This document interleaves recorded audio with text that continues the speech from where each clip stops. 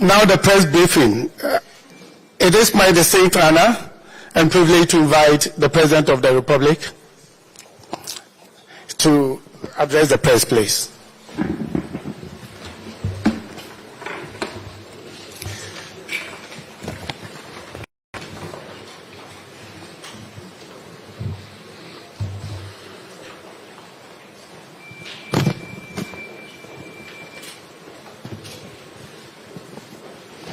Good morning, ladies and gentlemen of the media. I've just concluded a brief but very successful meeting with the President of the Republic of Kenya, His Excellency William Ruto, and with the members of our respective delegations, and I'm here to tell you briefly of its outcome. I must, at the outset, welcome warmly once again President Ruto and members of his delegation to Ghana and to Jubilee House, the seat of our nation's presidency. We thank him for graciously making this visit to Ghana and honoring us with his presence. The purpose of this visit by the Kenyan president is to reaffirm the ties of cooperation and the bonds of friendship that our two countries attach to our relations with each other, especially at this time of great turbulence in global and continental spheres. Those relations were forged in colonial times in the common struggle of our two peoples to free ourselves from the yoke of colonialism and imperialism and create the conditions for lives of dignity and freedom for ourselves. In each succeeding generation, we rededicated ourselves to strengthening the ideals and values that animated that struggle. Ghana and Kenya established diplomatic relations shortly after Kenya gained her independence in 1963 and have been active participants in regional and international fora, collaborating on issues of mutual interest such as peacekeeping, regional integration, and sustainable development. Trade and economic ties between our two nations have been growing steadily over the years, with cultural exchanges fostering a deeper understanding and appreciation of each other. We've supported each other on various international platforms, including within the United Nations, the African Union, and the Commonwealth, advocating for common positions on issues such as peace and security, climate change, and sustainable development. Overall, these relations have been characterized by mutual respect, cooperation, and a shared commitment to advancing the interests of our respective nations and the African continent as a whole. Ladies and gentlemen, our deliberations centered on driving investment opportunities, domestic and foreign, into our two countries, and touched on the need for enhanced cooperation and partnership in our development efforts. I also used the opportunity of my talks with the President to express the appreciation of the Ghanaian people and their government, to the government and people of Kenya for the support we received in our bid to host the Secretariat of the African Continental Free Trade Area Agreement.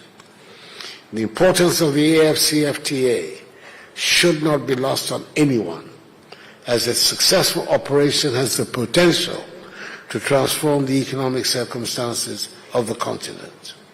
Kwame Nkrumah and Jomo Kenyatta were united by their common determination to free our peoples from foreign domination and racist exploitation.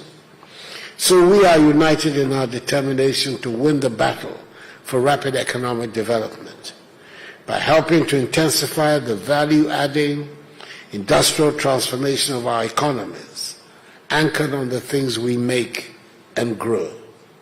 It is this transformation that will give us the best opportunity to derive maximum benefit from our abundant natural resources and from our participation in the AFCFTA, and help bring prosperity and progress to our peoples. We acknowledge the significant strides made in our bilateral relations, particularly with the agreement on visa waivers for all categories of passports, and further agree to work assiduously to promote trade and investments, reiterating the shared determination to enhance economic cooperation and explore new avenues for trade cooperation and expansion within the framework of the AFCFTA. Indeed, the participation of Ghana, Kenya, and 6 other countries in the Guided Trade Initiative of the AFCFTA will stimulate intra-African trade, amplify our competitive advantage, and solidify our status within the global market. The GTI has enabled Ghana, for instance, to make significant inroads into the East African market, notably into Kenya and Tanzania. Over 700 AFCFTA certified products from Ghana, such as cosmetics, processed foods, beverages, coconut oil, shea butter, and garments, have been targeted at the AFCFTA market under the Guided Trade Initiative. We've also explored in greater detail possibilities of cooperation between Ghana and Kenya for the mutual benefit of our two peoples.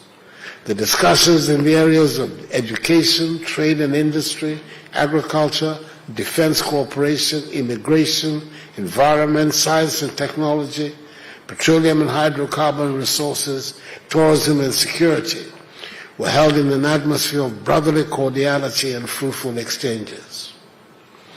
We also deliberated on several memoranda of understanding on various areas of cooperation between Ghana and Kenya, of which 2, namely the MOU on Binational Commission, the MOU on cooperation between the Ghana Institute of Management and Public Affairs and the Kenya School of Governance, have already been signed.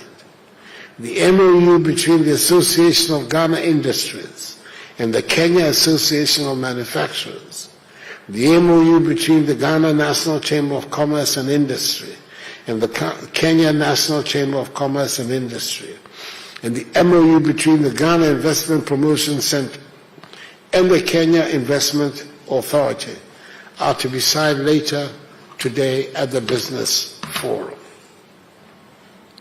We express the hope that the implementation of these MOUs would invigorate and spearhead cooperation in various sectors between our two countries. On matters affecting the continent and on global issues, we also agree that current circumstances demonstrate the urgent need to put back on the global agenda the demand for the reform of the United Nations, especially the composition and structure of the Security Council, on the basis of the African Common Position on UN reform, as enunciated in the Ezulwini Consensus. We also reiterated our common call for urgent, rapid reform of the international monetary system to facilitate equity and fairness in the operation of the system, to enable African countries gain easier access to capital to finance their development. We also stressed on the need for Africa to take steps to address this issue on the principle of God helps those who help themselves, by calling for African countries to invest 1/3 of their sovereign reserves in African multilateral institutions such as the African Development Bank and the African Export and Import Bank, Afro-Exim Bank, in order to strengthen their balance sheets to help them mobilize more resources to finance Africa's development. This will be a better use of our resources than to allow them to lie passively in foreign banks. This repeats the call made by Ghana at the last AU summit in Addis Ababa on 18 February 2024, which Kenya wholeheartedly supported. On the vexed matter of climate change, we restated our determination to help realize the global commitment of halving emissions by 2030 and attaining neutrality by 2050. We, however, believe that a balance must be struck and maintained between social, economic, and environmental imperatives so as not to jeopardize Africa's prospects for development.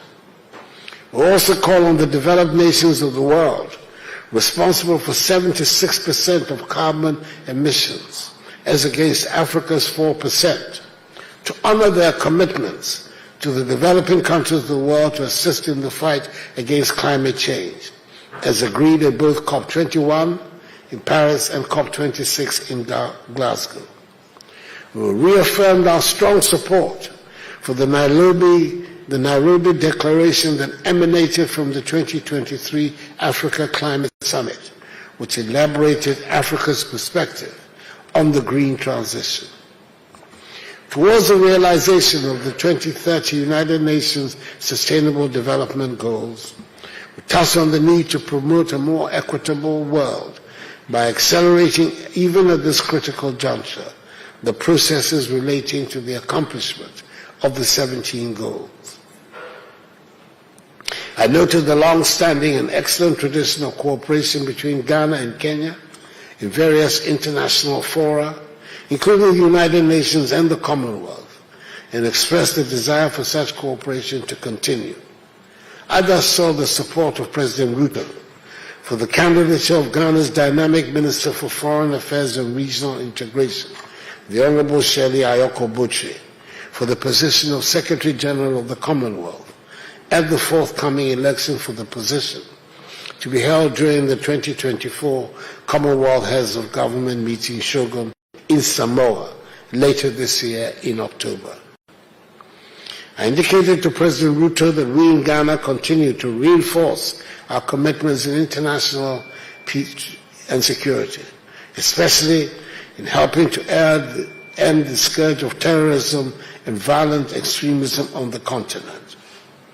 We reject wholeheartedly the recent trend of coups d'etats and unconstitutional changes in Ghana that are threatening to derail democratic gains on the continent, especially in West Africa.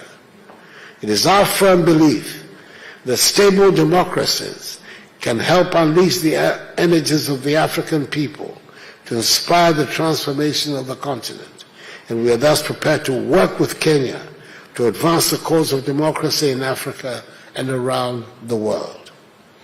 I wish to reassure President Ruto that Ghana will continue to collaborate with Kenya to find solutions to challenges such as the eradication of widespread poverty, elimination of irregular migration, insecurity and human rights violations, terrorism and violent extremism, human and drug trafficking, piracy, as well as climate change and its attendant negative impact on the environment and livelihoods.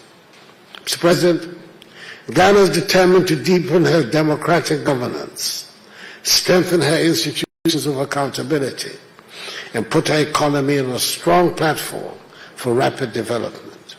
The vision remains that of a Ghana beyond aid, a self-reliant democratic Ghana that has freed herself from a mindset of dependence, aid, charity, and handouts, and is determined to make intelligent, disciplined use of her considerable resources as the basis for her growth and prosperity.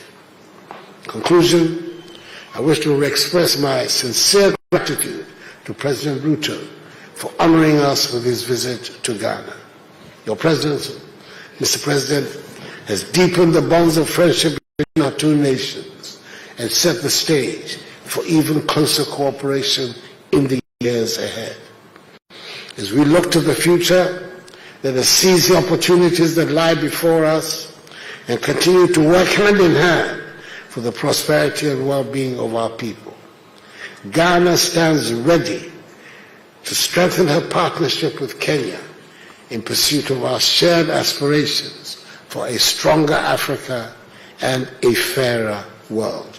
Ladies and gentlemen of the media, I thank you very much for your attention. A round of applause.